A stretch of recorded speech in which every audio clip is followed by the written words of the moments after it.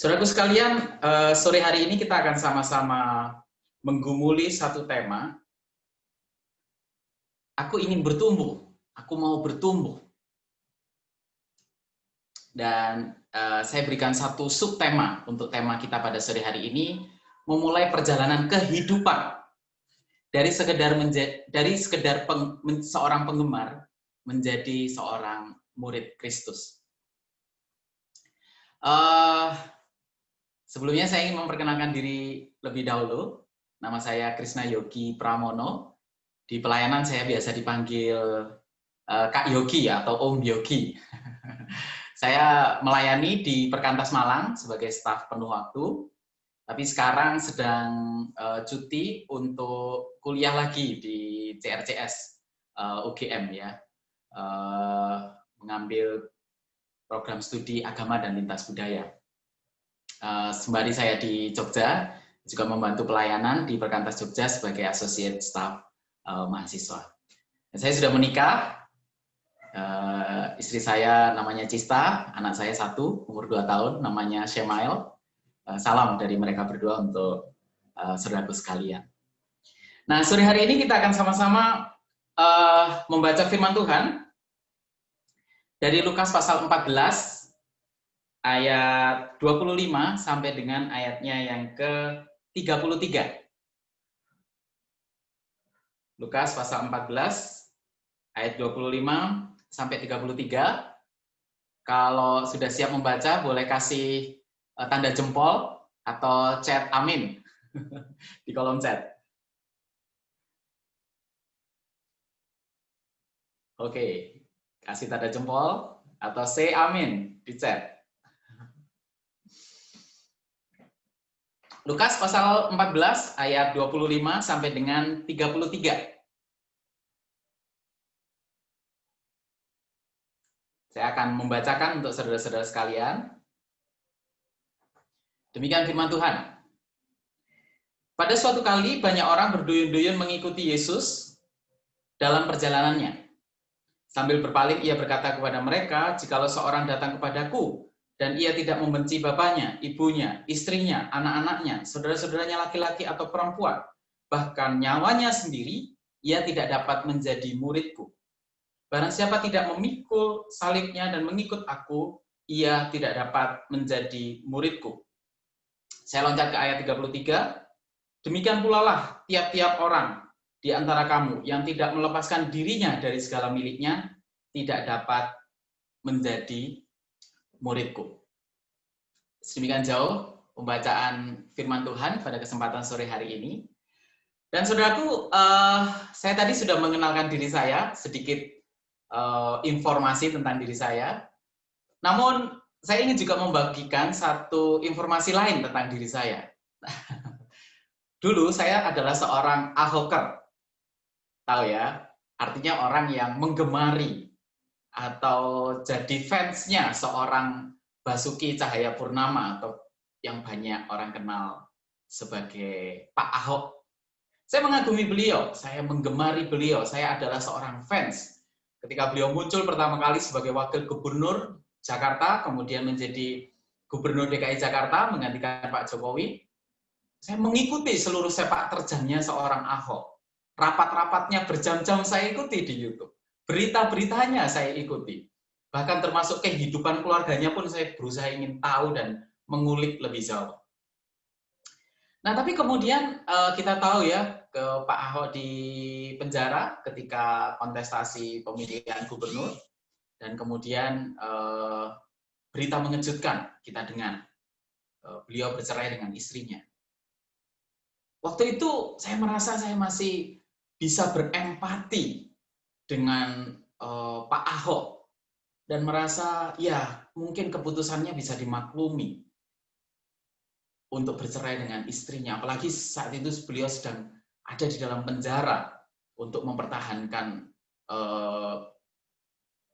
integritasnya sebagai seorang yang benar gitu. Jadi saya masih menjadi seorang penggemar Ahok. Tapi kemudian ketika beliau keluar dari penjara dan tidak lama kemudian menikah dengan seorang yang 30 tahun lebih muda, wow, saya kecewa berat, saudara. Dan sampai hari ini saya nggak pernah lagi ngikutin berita-berita beliau. Saya telah berubah menjadi seorang penggemar, dari seorang penggemar menjadi seorang kritikus. Bahkan kadang-kala kalau ngomongin gitu, kalau gosipin gitu ya, kalau gibahin Pak Ahok itu, kadang-kala saya bisa jadi seorang oposisi juga. Nah, saudaraku sekalian, kisah saya ini menyingkapkan kepada kita, apa artinya menjadi seorang penggemar. Menjadi seorang penggemar itu adalah seorang yang memuja, tapi tanpa mengasihi. Memuja hal-hal yang luar biasa, hal-hal yang hebat, hal-hal yang mengagumkan dari figur idola, tetapi ketika ada kelemahan, ada kegagalan, ada sesuatu yang nggak sesuai dengan apa yang menjadi harapan kita, berbalik menjadi seorang yang bisa jadi membenci. Seorang penggemar itu punya ekspektasi luar biasa. Saya berharap ya, seorang Ahok mampu membawa perubahan di negeri kita Indonesia ini, apalagi beliau seorang Kristen gitu. Jadi bisa membawa nama baik bagi kekristenan di Indonesia. Tapi seorang penggemar itu hanya bisa berharap, tapi tanpa keterlibatan. Tidak pernah sekalipun saya itu terlibat di dalam pekerjaan-pekerjaannya Pak Ahok gitu. Ya ngamatin sih dari jauh, tahu, tapi tidak pernah terlibat. Seorang penggemar itu ngerasa punya ikatan. Ya saya merasa ada sesuatu yang membuat saya ada chemistry-nya, ada attachment-nya dengan Pak Ahok. Bahkan kehidupan Pak Ahok sedikit banyak mempengaruhi kehidupan saya. Tapi ikatan itu tanpa komitmen. Bukan hanya tanpa komitmen, tetapi juga tanpa pengenalan. Sekalipun saya mengetahui begitu banyak hal tentang Pak Ahok, tapi saya tidak pernah berkomunikasi. Ada koneksi, tapi tanpa relasi. Saudaraku, inilah artinya menjadi seorang penggemar. Dengan kata lain, saya bisa simpulkan, seorang penggemar itu adalah seorang pemuja. Seorang pemuja yang antusias, fans fanatik, yang selalu ingin tahu, mengikuti, mengidolakan, mengagumi, menyanjung, tapi kita tahu, tanpa keterlibatan, tanpa relasi, tanpa pengenalan, tanpa ikatan komitmen apapun juga. Sehingga sebenarnya kita bisa berefleksi lebih jauh dari kisah saya ini yang menggemari Pak Ahok. Siapa yang sebenarnya dipuja gitu saudara sekalian? Sang idola atau sebenarnya bayangan saya sendiri sebagai penggemar yang saya proyeksikan ke dalam diri idola saya? Saya berharap ada orang Kristen yang menjadi pemimpin di negeri Indonesia. Dan saya memproyeksikan harapan itu kepada Pak Ahok. Saya berharap ada seorang pejabat yang berintegritas, seorang pejabat yang mementingkan rakyat, seorang pejabat yang bersih, yang mampu membuat terobosan-terobosan, seorang pejabat yang gila, gitu ya. Dan saya memproyeksikan seluruh harapan itu kepada seorang Ahok. Tapi ketika seorang Ahok gagal memenuhi harapan dan ekspektasi saya, habis manis sepah dibuang. Berbalik menjadi oposisi, bahkan lawan. Jadi sebenarnya seorang penggemar itu di dalam dirinya samar-samar, dibalik seluruh tindakan pemujaannya itu, dia sedang memuja harapannya, keinginannya, dirinya sendiri. Nah, itulah yang kita lihat di dalam perikop yang kita baca tadi.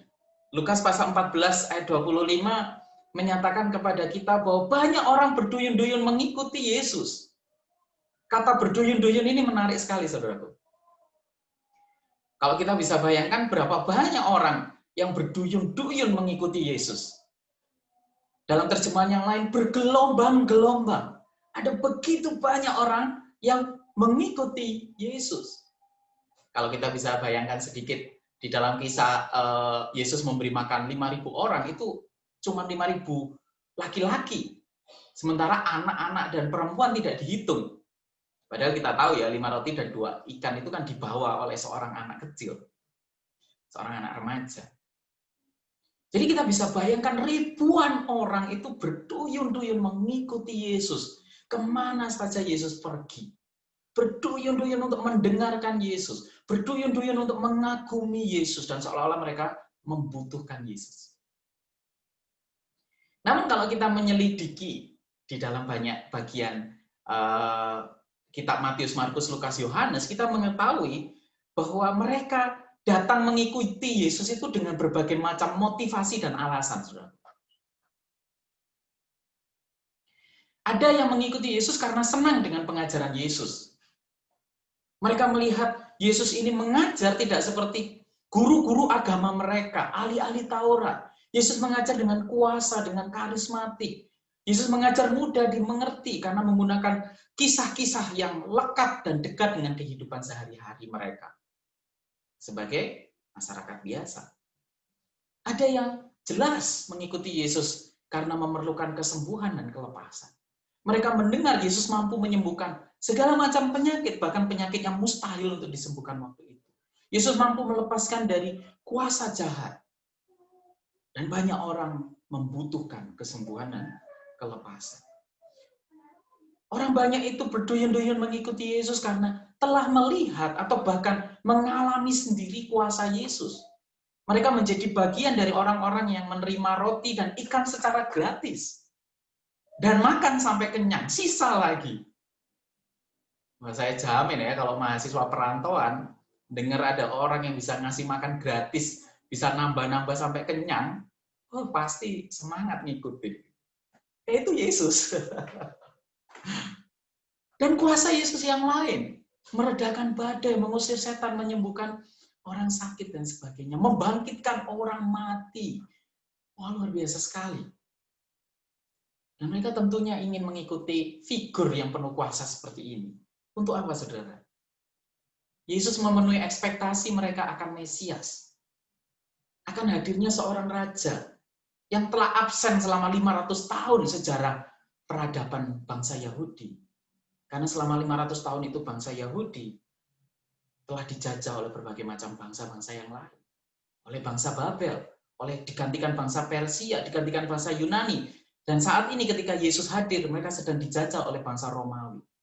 Dan mereka merindukan kedatangan raja yang bisa membebaskan mereka semua dari penjajahan dan mengembalikan kejayaan sebagai satu bangsa. Dan mereka melihat, wah Yesus memenuhi kualifikasi ini. Yesus pribadi yang berkuasa, karismatik, dan seterusnya. Tapi yang menarik, saudaraku, di dalam kisah ini kita membaca, kemudian Yesus berpaling kepada orang banyak itu, dan kemudian dia berkata kepada mereka, jikalau seorang datang kepadaku dan ia tidak membenci bapaknya, ibunya, istrinya, anak-anaknya, saudara-saudaranya laki-laki atau perempuan, bahkan nyawanya sendiri, ia tidak dapat menjadi muridku. Dan kemudian lebih lanjut, Yesus berkata, barang siapa tidak memikul salibnya dan mengikut aku, ia tidak dapat menjadi muridku. Dan kemudian Yesus berkata, demikian pula lah tiap-tiap orang di antara kamu yang tidak melepaskan dirinya dari segala miliknya tidak dapat menjadi muridku. Yesus mengetahui seluruh motivasi, ekspektasi, harapan, tujuan, alasan dari banyak orang yang mengikutinya. Tapi sekarang giliran Yesus untuk menegaskan orang-orang seperti apa yang diinginkannya sebagai seorang pengikut. Dengan kata lain, sebenarnya Yesus menghendaki orang dengan kualitas sebagai seorang murid lebih daripada sekedar penggemar. Orang-orang yang tidak memproyeksikan harapannya kepada Yesus, tetapi yang bersedia untuk menerima proyeksi harapan Yesus kepada dirinya. Itulah yang Yesus kehendaki. Yesus menghendaki orang dengan kualifikasi seorang murid lebih daripada sekedar penggemar. Dan dari ayat-ayat yang kita baca ini, kita tahu bahwa orang yang punya kualifikasi sebagai seorang murid dan bukan sekedar penggemar, adalah seorang yang menempatkan Yesus di atas segala-galanya. Lebih dari bapaknya, ibunya, lebih daripada harta miliknya, nyawanya sendiri. Yesus ada di atas segala sesuatu. Bahkan, seorang murid adalah seorang yang menjadikan Yesus itu sebagai pusat seluruh kehidupannya. Dan dia mengizinkan seluruh kehidupannya itu dikuasai oleh Yesus. Sekarang Yesuslah yang mengatur seluruh kehidupannya. Prioritas-prioritasnya. Yesuslah yang mengatur seluruh kesenangannya. Yesus yang mengatur seluruh rencana masa depannya. Bagaimana relasi-relasinya dibangun di dalam kehidupannya. Bagaimana dia menggunakan harta, kekayaan, waktu, tenaga, pikiran. Bagaimana dia berpakaian, bagaimana dia makan. Bagaimana dia menjalani kehidupan sehari-hari. Yesuslah yang mengaturnya. Yesuslah yang menentukannya.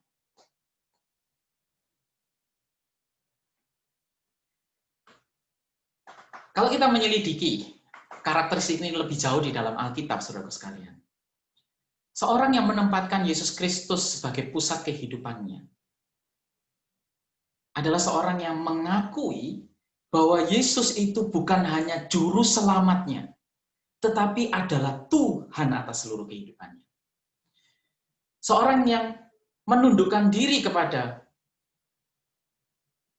ketuhanan Yesus adalah seorang yang mengakui bahwa Yesus Kristus mati di atas kayu salib dan dia bangkit untuk membebaskan seluruh kehidupannya dari dosa dan memberi jaminan hidup kekal. Amin. Ya, untuk hal itu. Tetapi bukan hanya berhenti di situ, dia bergerak lebih jauh. Dia membuat pengakuan bahwa sekarang seluruh kehidupannya itu adalah milik Kristus. Jadi dia mengakui dengan mulut dan dengan hatinya bahwa Yesus Kristus adalah juru selamat satu-satunya dalam hidupnya, tetapi dia juga mengakui bahwa Yesus Kristus adalah pemilik seluruh kehidupannya. Dan dengan demikian, dia hidup sekarang untuk kepentingan dan tujuannya Kristus. Dia hidup mengikuti cara hidup Kristus, pola pikir Kristus. Dia tunduk dan rela membayar harga demi ketundukannya kepada Kristus. Itulah seorang yang menempatkan Yesus Kristus itu sebagai Tuhan di dalam seluruh kehidupannya. Seorang yang menempatkan Yesus Kristus sebagai pusat kehidupannya. Suatu kali Yesus di dalam perjalanannya dijumpai oleh seorang muda yang kaya. Saya yakin saudara-saudara tahu kisah ini ya.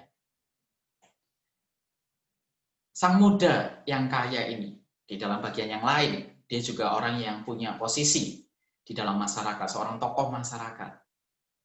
Datang kepada Kristus dan bertanya, Guru, apa yang harus kuperbuat untuk masuk ke dalam kerajaan surga? Lalu Yesus menjawab, jangan membunuh, jangan mencuri, jangan berzina, jangan bersaksi dusta, jangan mengingini apa yang menjadi milik sesamamu. Lalu si muda yang kaya ini berkata, semuanya itu telah kulakukan sejak masa mudaku. Apalagi yang harus kulakukan? Lalu Yesus melihat dengan penuh belas kasihan kepada sang anak muda yang kaya ini dan dia berkata, hanya satu hal yang kurang padamu. Pergilah, jualah seluruh harta milikmu. Berikan itu pada orang miskin. Datanglah kemari dan ikutlah aku. Saudara tahu ya, respon anak muda kaya itu? Dia pergi, tapi dengan sedih hati. Karena dia tidak mampu menjual harta miliknya. Terlalu banyak. Dia tidak mampu melepaskan posisi dan jabatannya di masyarakat. Terlalu penting. Dan dalam budaya Yahudi waktu itu, seorang yang punya kekuasaan atau menjadi pejabat, tokoh masyarakat, itu pasti menikah. Dengan kata lain, untuk dia datang mengikuti Yesus, dia harus tinggalkan keluarganya. Dan dia tidak mampu. Dia tidak mau melepaskan hal-hal tersebut untuk mengikuti Yesus. Tentu saja Yesus tidak bermaksud untuk memerintahkan setiap orang yang mau mengikutinya, menjual seluruh harta miliknya, dan tidak punya apa-apa, dan memberikan kepada orang miskin. Yang Yesus maksudkan di dalam kisah ini adalah Yesus melihat di dalam diri anak muda yang kaya ini ada sesuatu yang menguasai hatinya lebih daripada kehendak Yesus. Dan ketika kehendak Yesus dinyatakan, hal tersebut menghalangi dia untuk melakukan kehendak Yesus. Seorang murid adalah seorang yang rela untuk membayar harga apapun itu demi ketaatan dan ketundukan kepada Kristus. Karena itu, dalam perikop yang kita baca tadi, seorang yang tidak menyangkal dirinya, pikul salibnya, dia tidak dapat jadi murid. Saudaraku, menghayati hal ini, seorang yang bernama Dietrich Bonhoeffer, bukunya beberapa waktu lalu diterbitkan oleh Perkantas, dia mengatakan seperti ini. Salvation is free, but discipleship will cost you your life.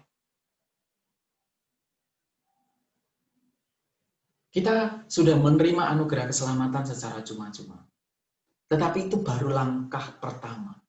Itu adalah langkah pertama yang sangat-sangat penting, tetapi bukan satu-satunya langkah. Selanjutnya adalah perjalanan di dalam anugerah Allah untuk menjalani hidup pemuridan.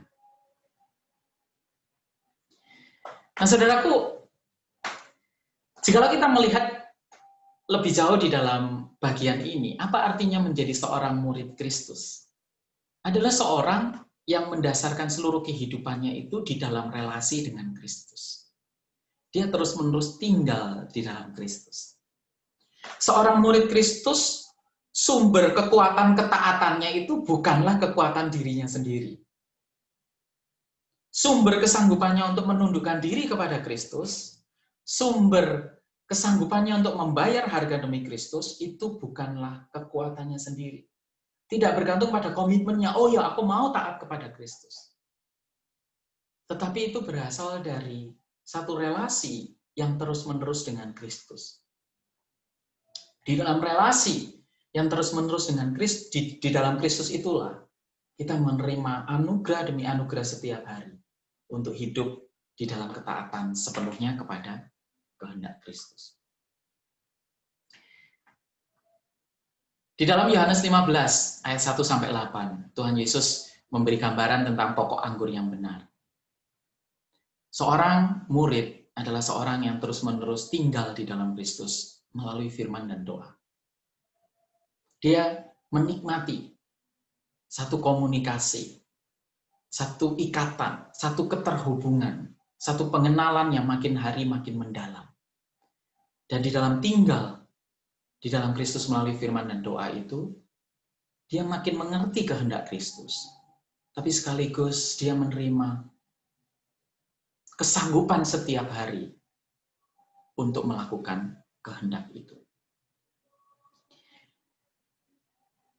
Dan luar biasanya, seorang yang sudah menerima keselamatan di dalam Kristus, seorang yang sudah mengaku Yesus Kristus sebagai Tuhan dan Juru Selamat di dalam kehidupannya, seorang yang sudah menerima anugerah keselamatan, dia juga sudah menerima Roh Kudus di dalam kehidupannya. Dan Roh Kudus itulah yang menjadi pengantara doa-doa kita. Roh Kuduslah yang bahkan berdoa ketika kita tidak tahu apa yang mesti kita doakan. Roh Kuduslah yang terus-menerus bersyafaat bagi kita. Roh Kudus memberi kita kuasa dan kemenangan atas dosa. Roh Kudus memberikan kita kuasa di dalam pelayanan. Dan Roh Kudus yang membimbing kita untuk mengerti firman Tuhan. Kehadiran Roh Kudus di dalam hidup kita, saudara sekalian, itu menyanggupkan kita untuk hidup bagi kepentingan dan tujuan Kristus. Untuk hidup sesuai dengan cara hidup Kristus. untuk mengerti kehendaknya dan mau taat apapun konsekuensi. Ini satu cara pandang ketaatan dan kehidupan di dalam Kristus yang sama sekali berbeda dengan agama-agama dunia ini. Agama-agama dunia ini menggantungkan ketaatan itu pada kekuatan sendiri. Tetapi di dalam kekristenan kita tahu, tanpa Kristus kita tidak memiliki kehidupan baru, dan tanpa Kristus di dalam rohnya kita tidak memiliki kesanggupan untuk taat. Namun sebaliknya, kehadiran Roh Kudus di dalam hidup kita memberi kita kesanggupan untuk taat. Nah, yang terakhir, saudaraku sekalian, seorang yang terus-menerus tinggal di dalam Kristus, Yohanes 15 ayat 8 menyatakan kepada kita, dia akan makin hari berbuah dan berbuah lebat dan lebih banyak lagi berbuah. Dan kita tahu, buah ini mengacu yang pertama-tama adalah seluruh kehidupannya sendiri diubahkan menjadi serupa dengan Kristus. Makin dia tinggal di dalam Kristus, makin dia menikmati persekutuan yang karib dengan Kristus melalui firman dan doa, makin Roh Kudus itu bekerja di dalam seluruh kehidupannya untuk mengkuduskan dan memampukan, maka seluruh kehidupannya itu makin diubahkan hari demi hari menjadi serupa Kristus. Sehingga watak Kristus itu ada di dalam dirinya. Makin mampu mengasihi, makin mampu murah hati, makin mampu mengampuni, makin mampu mengendalikan diri, makin mampu untuk membebaskan diri dari dosa dan keterikatan. Buah yang mempermuliakan Bapa kita di surga, yang pertama-tama adalah kehidupan kita sendiri yang diubahkan hari demi hari makin serupa Kristus. Dan itu terjadi jikalau kita menundukkan diri pada Kristus. Jikalau kita terus-menerus membangun persekutuan yang karib dengan Kristus melalui Roh. Namun buah juga berarti adalah jiwa-jiwa yang kita bawa kepada Kristus. Itu artinya melalui seluruh kehidupan kita, kata dan perbuatan, orang lain boleh dibawa untuk juga mengenal dan mengalami kuasa salib Kristus yang membebaskan dari dosa dan memberi kehidupan baru. Kehidupan kita menjadi buah yang memuliakan Allah, dan kehidupan-kehidupan yang kita tuai melalui karya penginjilan kita dalam kata dan perbuatan, itu juga adalah buah yang mempermuliakan Bapa kita di surga. Seorang murid Kristus adalah seorang yang hidupnya menjadi penjala manusia. Seorang yang melalui kata dan perbuatannya memberitakan Injil. Jika kita boleh gambarkan apa esensi kehidupan seorang murid Kristus. Ilustrasi roda ini memberi kita gambaran. Bagaimana kehidupan seorang murid Kristus itu dibangun. Seorang murid Kristus dibangun di dalam kesatuannya dan ketundukannya kepada Kristus sebagai pusat seluruh kehidupannya. Dia membangun satu persekutuan melalui firman dan doa yang makin karib dengan Allah, aspek vertikal. Tapi dia juga membangun satu kehidupan di dalam kasih yang baru kepada orang-orang di sekitarnya. Dia peduli dengan keselamatan jiwa-jiwa. Dan melalui itu semua, dia hidup di dalam ketaatan setiap hari. Satu kehidupan Kristen yang berbuah lebat. Saudaraku, murid semacam ini itu tidak jadi dalam sehari. Seorang dengan kualitas hidup yang baru saja kita bahas, seorang dengan kualitas hidup yang Kristus tetapkan, itu tidak jadi dalam sehari. Tetapi seluruh kehidupannya dibentuk melalui sebuah proses yang panjang, bahkan proses seumur hidup. Karena itu kalau kita melihat di dalam Injil, Yesus sendiri memuridkan. Dia bukan hanya menginginkan seorang murid, tetapi justru karena dia menginginkan orang-orang dengan kualitas murid, maka pelayanan utama Yesus itu sesungguhnya adalah pelayanan pemuridan. Dia menghabiskan banyak waktu, tenaga, pikiran untuk memuridkan. Dan kalau kita melihat teladan pemuritan Yesus atau pola pemuritan Yesus itu terkonsentrasi kepada sedikit orang. Ya benar, Yesus melakukan pelayanan kepada orang banyak, dia berkhotbah, dia menyembuhkan, dia menjumpai, dia menjamah, dia menyentuh kehidupan banyak orang. Tetapi dari banyak orang itu dia memanggil sedikit murid. Ada lingkaran 70 murid, tetapi juga ada lingkaran 12 murid. 12 murid ini secara khusus dipanggil untuk meninggalkan cara hidup mereka, pekerjaan mereka, keluarga mereka, dan tinggal bersama-sama dengan Yesus 24 jam sehari. Dan bersama mereka lah, Yesus menghabiskan banyak waktu, tenaga, pikiran. Yesus mengajar, Yesus melatih, Yesus membuka kehidupannya, sehingga murid-muridnya tahu cara hidupnya Yesus. Dengan demikian, Yesus mewariskan kehidupannya kepada para murid-muridnya. Sehingga pada esensinya, saudaraku sekalian, pemuritan itu berbicara tentang transfer of life. Dan bukan sekedar transfer of knowledge. Yesus mewariskan kehidupan baru pada murid-muridnya dengan hidup bersama, dengan mengajar, melatih, memberi pengalaman, menegur, menguatkan, memulihkan, dan murid-murid melihat dan meniru, mewarisi cara hidup Kristus, pola pikir Kristus, hati Kristus, tujuan kepentingan Kristus, dan para murid memuridkan orang-orang lain sampai pada kita di generasi. Karena itu berbicara tentang menjadi murid Kristus, kita membutuhkan orang-orang yang telah lebih dahulu menjalani jalan pemuritan untuk menolong kita dan membangun kehidupan kita serupa Kristus. Di dalam pelayanan di PMK, kita menemukan ada orang-orang, ada kakak-kakak yang juga terus bertumbuh sebagai seorang murid. Proses pemuritannya belumlah selesai, karena itu adalah proses seumur hidup. Gambaran tadi perlu dicapai sepanjang seluruh kehidupan kita. Tetapi setidaknya mereka sudah selangkah lebih dahulu, yang kemudian bisa menolong setiap kita, saudara-saudara sekalian, untuk kemudian juga bertumbuh menjadi seorang murid.